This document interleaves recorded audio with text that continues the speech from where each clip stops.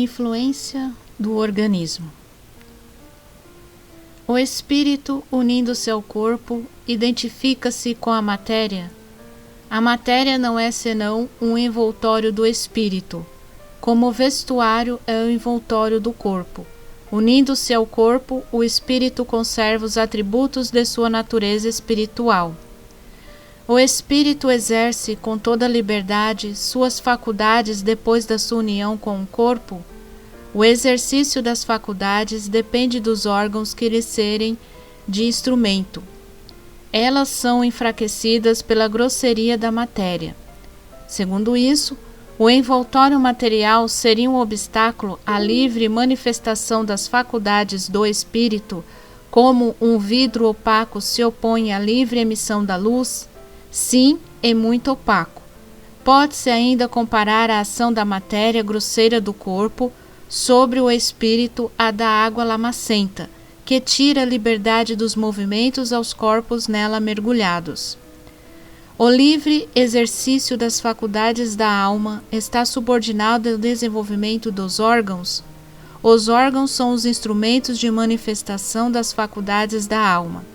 Essas manifestações se encontram subordinadas ao desenvolvimento e ao grau de perfeição desses mesmos órgãos, como a boa qualidade de um trabalho, a boa qualidade da ferramenta.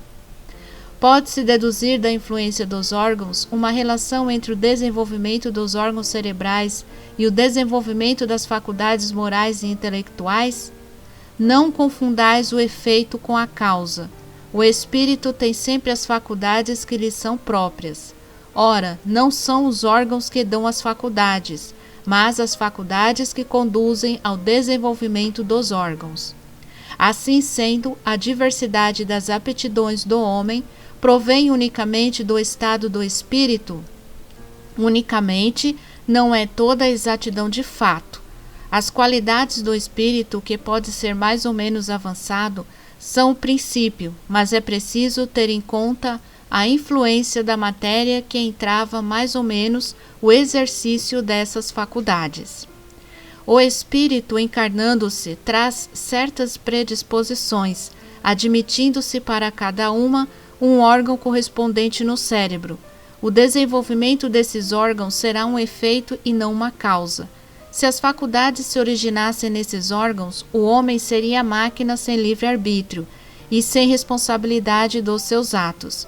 Seria preciso admitir que os maiores gênios, sábios, poetas, artistas, não são gênios senão porque o acaso lhes deu órgãos especiais, do que se seguiria que, sem esses órgãos, não poderiam ser gênios, e que o último imbecil poderia ser um Newton, um Virgílio ou um Rafael, se estivesse provido de certos órgãos.